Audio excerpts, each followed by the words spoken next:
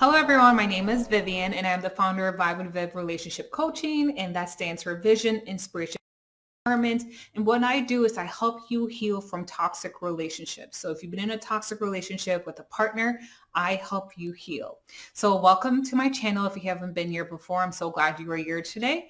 And today we're going to be talking about the recent things that have occurred with Derrick Jaxn and how we can learn from those things and kind of some of my thoughts on the video that came out. So you may not know of Derrick Jaxn, and I didn't know of him until the recent videos that came out a few days ago. And so many people have been talking about this video and having different thoughts and opinions on it. So I thought that I should come on and break it down so that it can help you and I, or someone that you know who may be in that kind of situation. So when I initially watched that video, I was like, okay, what is going on? So backstory before I tell you about the video. So Derrick Jaxn is someone who has been speaking on relationships, what you as a woman should be like in a relationship, what you should accept in a relationship or not accept, what your man should be doing for you in a relationship. So he's been speaking about all these things that a man should be in a relationship. And now in this video, it looks like he's done something completely differently. Not done, he did something completely differently. So that's who Derrick Jaxn is. He's a relationship expert or a relationship coach, and he gives advice to women about their relationships. So now this video came out a few days ago, at least a few days from when I'm recording this video. And he says that he has cheated on his wife multiple times over the past 7 months and even prior to that. And now when I was watching that video, initially I'm like, there's so much going on in this video. I'm like, where do I even begin? Do I begin with the narcissistic trait? Do I begin with the trauma bond I see in that video? Do I begin with the codependency in that video? Do I begin with the spiritual and religious abuse? Do I begin with the manipulation that's in that video? So there's so many things that are going on into that video where I'm like, oh my gosh, like where do we even begin to process this video, break it down so that you can learn from it and you can help someone else who may be in that situation. So there's a lot of things going in that video. So like I said, there's the narcissistic traits, the trauma bond, codependency, manipulation, and spiritual abuse. So I figured let's start with the first one, narcissistic trait. So now I was watching that video and I don't know anything about Derrick Jaxn. I don't know anything about his wife or any of their background, to be honest, apart from the video that I watched. That was the 7-minute video and a little piece of his other video regarding the video he created. So now when we talk about a narcissist, so there are 9 traits that will identify someone who is a narcissist. And I'll just kind of run through a few of them here. So someone who has a high sense of entitlement. They feel entitled, an exaggerated sense of self-importance. They lack empathy. They're envious of other people. They seek admiration. They're always out for like getting success. You know, they're always trying to gain power or success from people. So those are just a few things that will define someone who is a narcissist. They will exploit other people, for example. So they will put themselves first in situations in order to make themselves feel better. So now those are just some traits of a narcissist. And in order to be diagnosed with a narcissistic disorder, you have to have at least 5 of those traits present constantly. So now I'm not saying that Derrick Jaxn is a narcissist, but in that little short video that I watched, there were certain traits that were just popping out. I'm like, oh my gosh, this is screaming a narcissist. But that doesn't mean that he is, right? So you can have certain traits of a narcissist and not be diagnosed with having the disorder. So people can exhibit different traits of narcissism at different points. But if you're not exhibiting at least 5 of those traits constantly in a given time, then you can't be diagnosed as being a narcissist. So some of the traits that I saw in that 7-minute video was, number 1, his lack of empathy.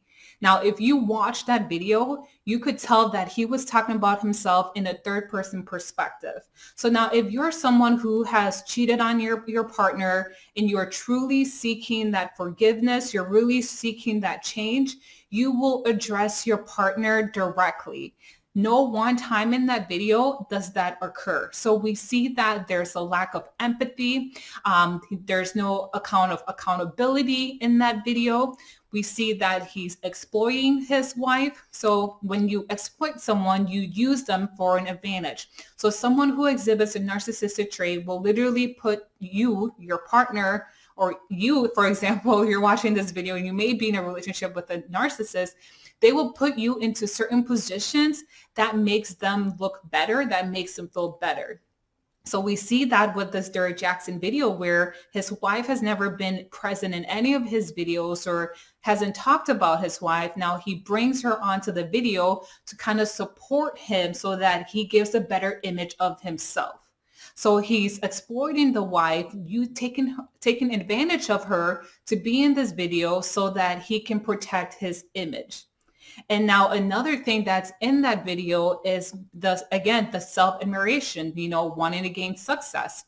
So he's doing all that to protect his image. Not that we see the empathy, we see the changed behavior, none of those things. So again, he's trying to publicize himself saying, hey, you may not support me, but I'm still about being a man of God, etc. Again, to try to protect himself.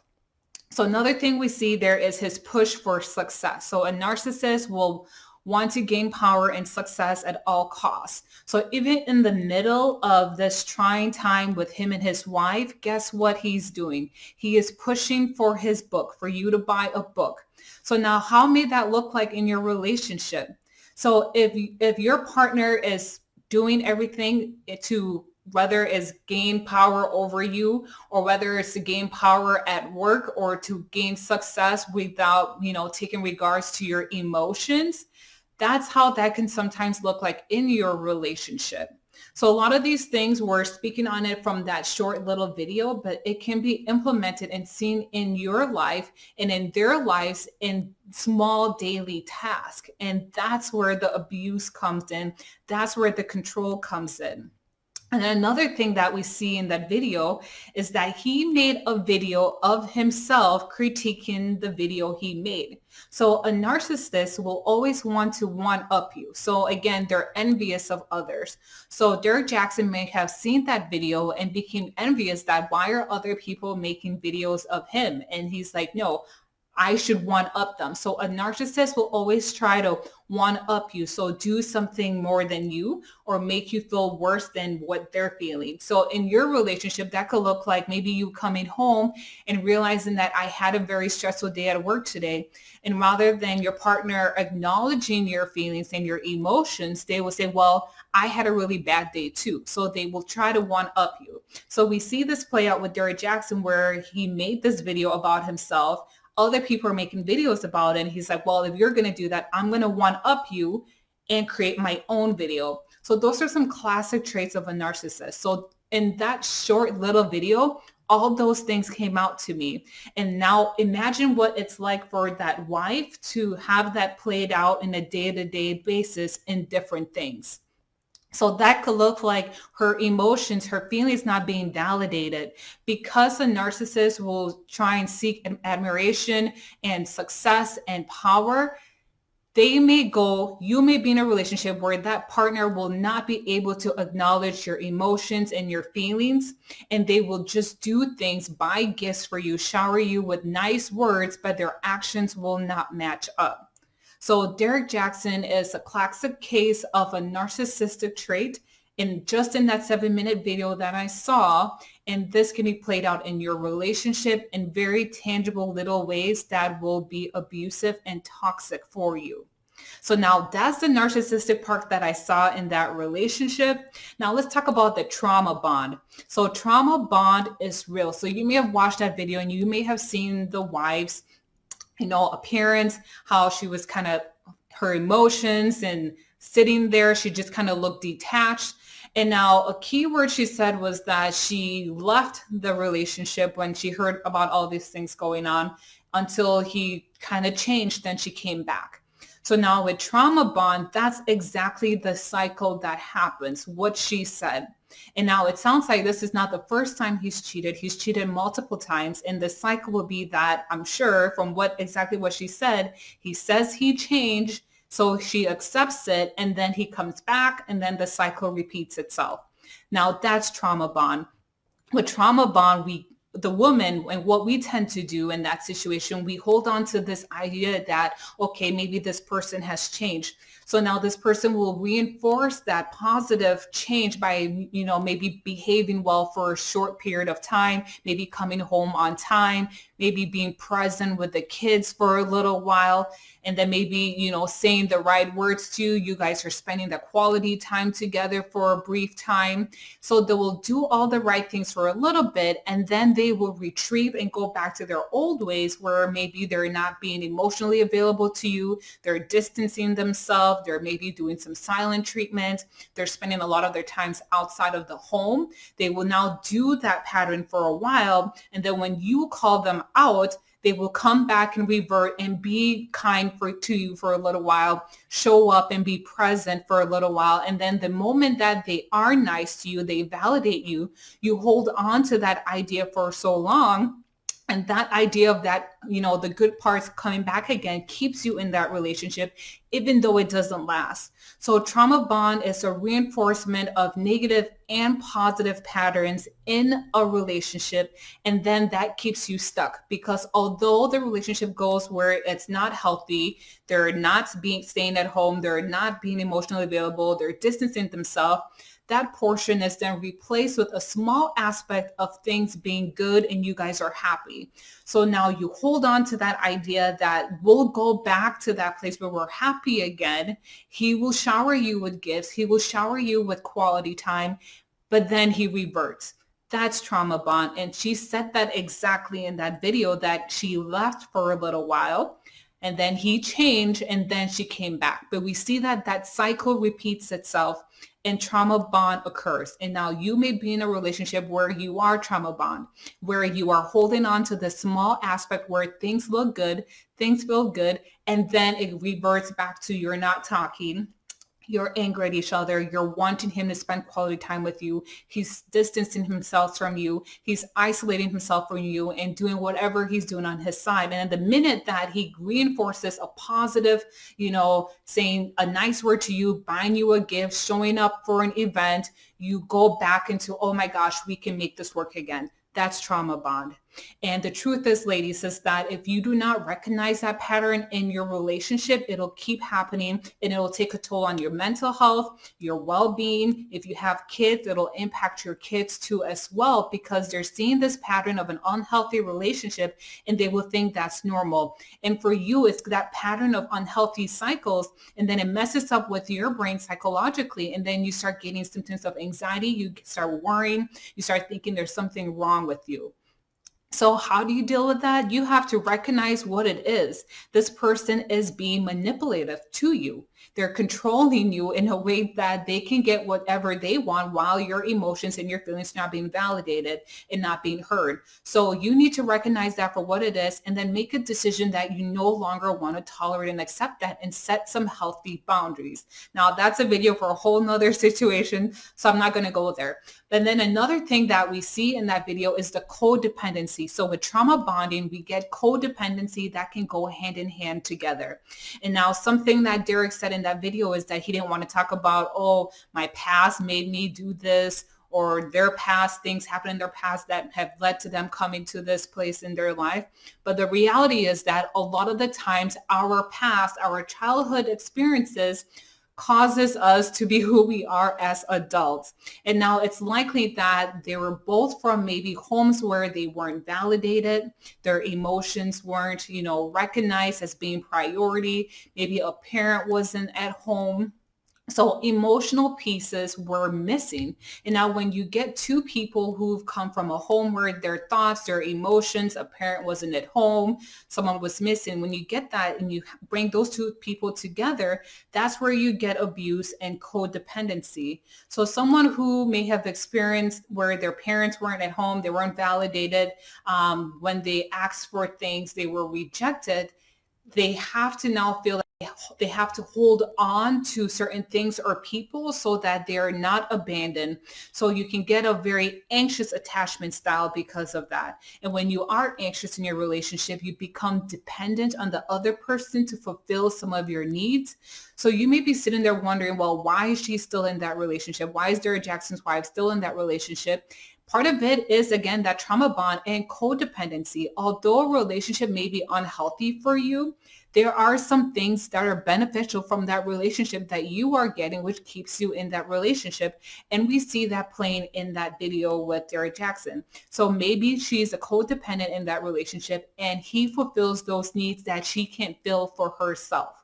So that's a trap that many people fall in. So if you're in a relationship where you're feeling like your needs are being fulfilled by your partner, it's hard for you to separate yourself from your partner. You will sacrifice yourself, some of your well-being for your partner. That's a sign of codependency.